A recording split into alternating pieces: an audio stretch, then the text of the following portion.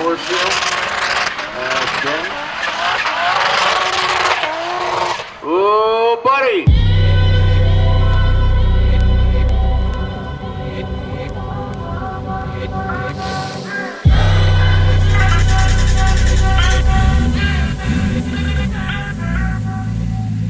So what do you got to do in 5 hours? So in 5 hours time, this car will have a hood with latches and everything mounted on, a front bumper mounted on, and a trunk mounted on, trunk lid. As well as we've got to go through and bleed brakes, probably re-bleed the clutch, double check it for leaks, and completely fill and bleed the coolant system. So just between those things, we've got at least a day's worth of work to cram into 5 hours. Koruworks is actually next day shipping seat brackets to our Airbnb so we can mount our passenger seat. But yeah, so we got that. The fans, I have to rewire a little bit on those. It takes a lot more amperage than I expected, so I just need to beef up the wiring for the fan. And then electric power steering, I have to wire up with it still. It also takes a whole lot of amperage, so I'm going to have to put it on its own circuit, big 10 gauge wire, all that stuff. So I probably got maybe 45 minutes to an hour for wiring left on it.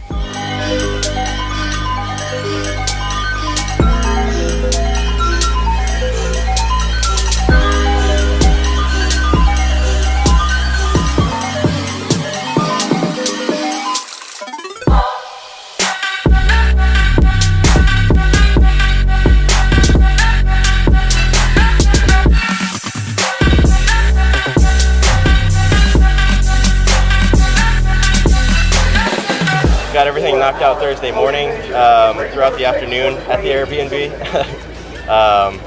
Get ready to leave and come over here to the track. Finally check the car. I'm sitting in this car, got it running. Just wanted to make sure that the rear mount radiator setup was bled out. The car wasn't going to overheat. I gauged the clutch on the car. And upon doing that, the clutch stop bent. Let me overstroke the clutch and blow the slave out of the car. And we didn't have any spare slaves inside of the trailer at this point in time because we had popped one earlier. So we had an emergency call, the 2 slaves ordered. Corey ran out, picked up one. Sparky ran out, picked up another. So we had 2 backup plans, and of all the broken slaves we had, we were able to make one good one to get us going and get us over here. We were going to change it once we got over here. Had to make a new clutch stop once we got here. We pretty much did all of this right in front of the tech inspection ramps and roll up on the scales.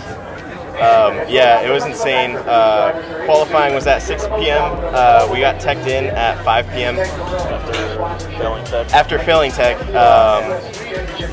Unfortunately, the OEM size subframe bushings that I got were not OEM sized. They're 1/4 inch off. So we had to go out and get some flat washes from a hardware store and cut them up and use them as spacers, but worked out. And also we kind of misinterpreted the rule on the rear bash bar and ended up having to weld in a piece to connect the 2 side pieces, the 2 separate pieces. But luckily enough, we were able to just drive the car down the road a couple minutes to a shop that was, the guys there, they gave us a piece of steel and rolled us out the welder and just let us have at it. So piece of steel came off of a Chevelle. Chevelle drag car. Yeah, it's pretty sweet. Didn't look the prettiest, but it was effective. It worked. Passed tech. We actually we passed tech on grid. We actually sat at the hill for 10 minutes. I had the truck up on grid. I already had the pit set up on grid. Garrett stuck up on a hill waiting to get sent up to grid, sitting them there for 10 minutes. Once he gets up to grid, I walk up to the tech inspector, and they said we didn't make it in time at first. They said, we were waiting for you, but you didn't make it. And after they found out that he was sitting on the hill actually waiting, and he just didn't get the okay to come on the track, they reversed the call, and they allowed us to run in qualifying. But first, he actually re-inspected the subframe bushing height on grid. He actually checked our crash bar on grid. So we got our final tech approval on the grid at the top of the hill, which is insane. Yeah, on grid for qualifying, which is insane. So that being said, we got no practice time in. It was a crunch for sure. And then going out and trying to drive a brand new car that I had never gotten any kind of seat time in before. Brand new car, brand new track, brand never new suspension, driven. brand new tires. Grippier tires than I've ever driven on before. Grippier suspension setup than I've ever driven on before. More power than I've ever driven on before.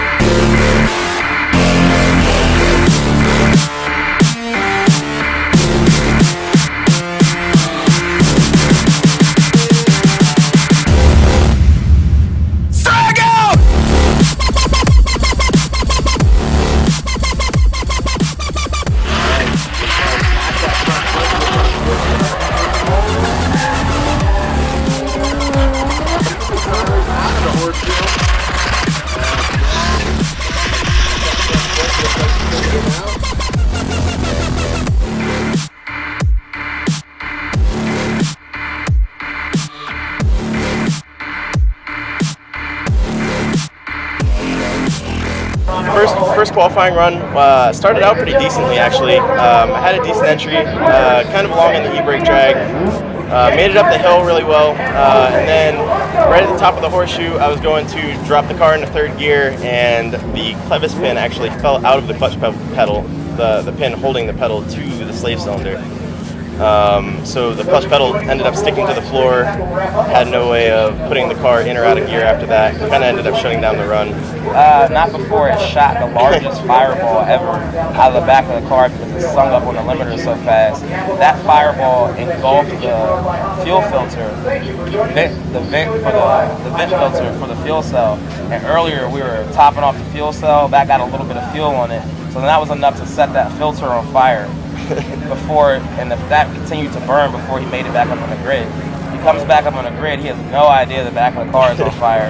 Drives to the grid, everyone waves him down, stops him, and Atlanta's fire safari staff is ridiculously good.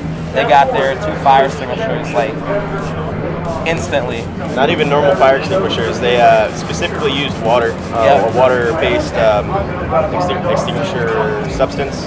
Yeah, and left no residue. No residue, yeah. Huge shout out to them. Definitely saved us big time because, yeah, I was coming up the hill. I didn't even know that there was anything going on, and I hear a horn behind me, and I see the little fire safari golf cart thing coming up behind me, starting screaming, telling me to cut it off, and yeah, they saved us big time there.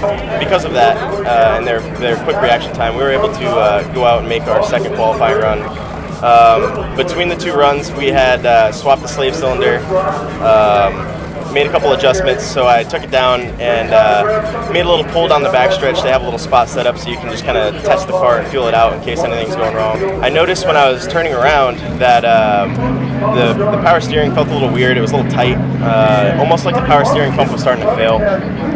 I got back over to the grid where all the guys were, and we had talked about replacing it, but unfortunately our pump was down here in the trailer and not up at grid with us. So we didn't end up having a chance to replace it before the second round of qualifying, which ended up not kind of working out for us. Went down the hill for the second qualifying run, had another alright entry, kind of a long e-brake drag, but ended up getting through it pretty good. Headed up the hill, whole lot of steam, got through the hairpin pretty decently. On our way back down the hill, we came back through the last S-curve, and right as I was transitioning to make the last turn, power steering just gave out, and we ended up shoving the nose of the car off the track straight into the wall. It's a really crappy feeling, but there was nothing I could really do to save the car at that point. You did a lot to save the car. Without the power car steering. straightened back up so it didn't go ahead into the car. It actually just kissed the front off, the back barely kissed it. Actually saved the car pretty well. So.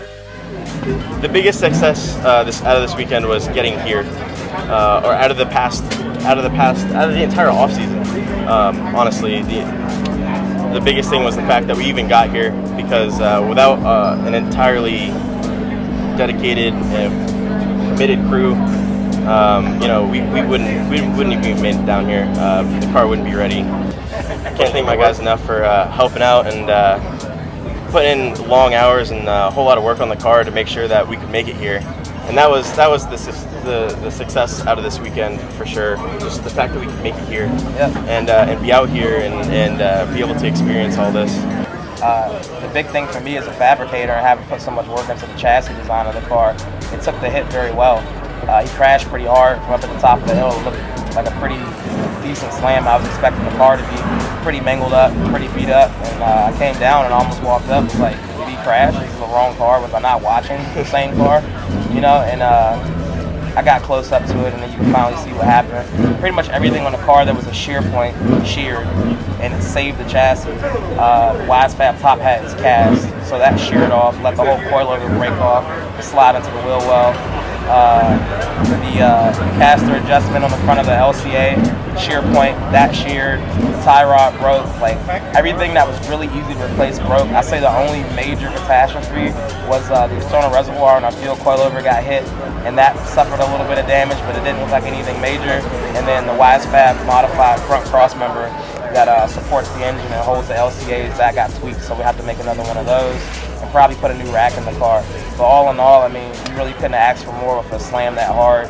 And you know, it could have been a lot worse. There was a lot of bad accidents at that spot this weekend. So I think we fared pretty good.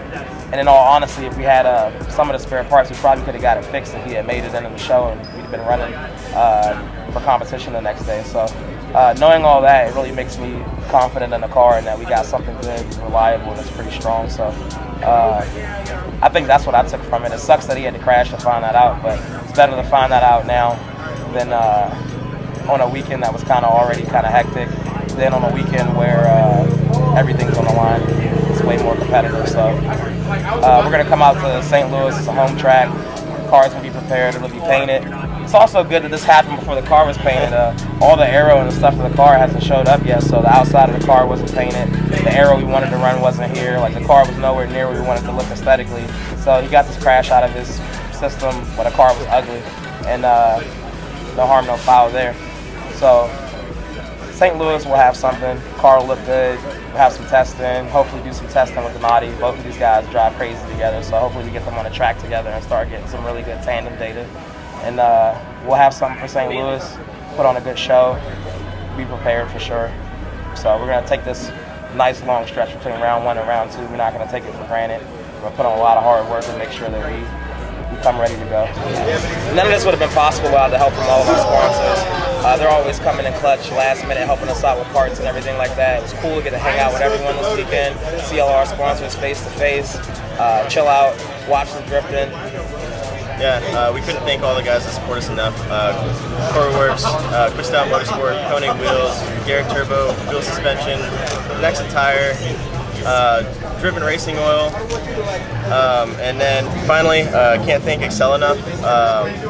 They made all of our crew shirts and race suit in less than 3 weeks for us, which is completely unheard of, full custom tailored. We've been getting comments by all the crew guys all around the pits this entire weekend. People wondering where we got the shirts. Everyone loves them, so definitely can't thank them enough. Everything turned out amazing.